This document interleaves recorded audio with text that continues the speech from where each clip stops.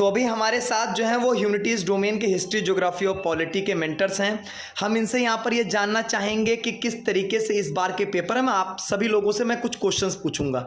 शुरुआत में यहाँ पर ज्योग्राफी से करना चाहूँगा कि सर सबसे पहले आप ये बताइए कि पेपर का लेवल यहाँ पर कैसा रहा है। सर पेपर का लेवल इस बार देखें तो इजी टू मॉडरेट है। Easy to moderate. अगर मैं हिस्ट्री की तरफ आऊँ तो यहाँ पर पेपर का लेवल सर कैसा था? इजी टू मॉडरेट हिस्ट्री में भी था, हिस्ट्री में। ठीक है, मैं पॉलिटी की तरफ चलूंगा कि सर पेपर का लेवल बढ़िया था सर, एकदम इजी आ रहा है, बच्चे एकदम मस्त है, मगन है। अच्छा चलिए, तो ये अगला क्वेश्चन ये है कि कुछ चीज़ें मुझे एग्जाम सेंटर पे सुनने को मिलती थी कि पेपर जो है एनसीईआरटी के काफ़ी डीप से पूछ रहा किसी किसी शिफ्ट में। तो एनसीईआरटी के डेप्थ से क्वेश्चंस आ रहे हैं या ऊपर ऊपर से आ रहे हैं? कैसा यहाँ पर पेपर का मिला जुला रिस्पॉन्स है सर? ये सर बहुत ज़्यादा डेप्थ में नहीं जा रहे हैं, जो हमने पढ़ाया है उसी से क्वेश्चन आ रहे हैं और थोड़ा बहुत पीवाईक्यू से मैच करते हुए क्वेश्चन आ रहे हैं।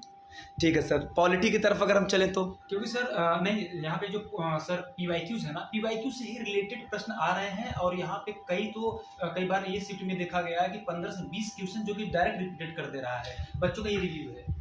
हिस्ट्री में क्या होगा सर आपका? एनसीईआरटी डेप्थ में जा रहा है कि नहीं? डेप्थ में तो सर नहीं जा रहा है, बच्चों ने जो कुछ पढ़ा है वही से क्वेश्चन आ रहा है, पीवाईपी रिपीट हो रहा है यहाँ पे। अच्छा, मैं पीवाईक्यू की सब लोगों ने बातचीत किया तो मैं ये जानना चाहूँगा क्या पीवाईक्यूज के क्वेश्चंस एज इट इज़ यहाँ पर देखे जा रहे हैं या जिसने पीवाईक्यूज बहुत अच्छे से किए हैं उसके पेपर बहुत अच्छे से हो जाएंगे?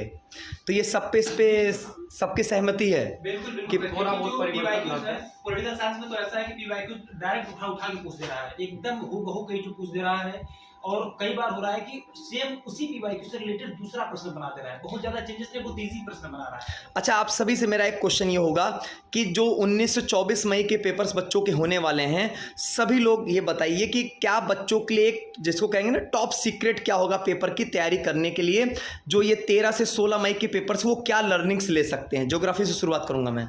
सर ये जो अभी पेपर जितने हुए हैं उनमें जो टॉपिक रिपीटेड हुए हैं उस टॉपिक से, जैसे पोर्ट अगर हो गया तो उसके बाद रेलवे स्टेशन पे वो ध्यान रखें क्योंकि क्रोनोलॉजिकल बिल्कुल सही सजाने को देगा।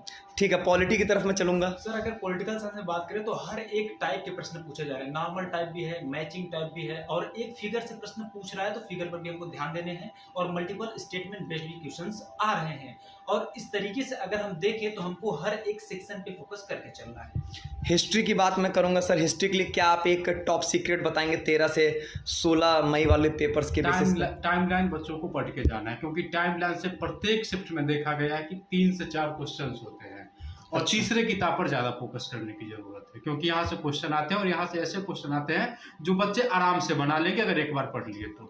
ठीक है sir, thank you so much आप सभी लोगों का।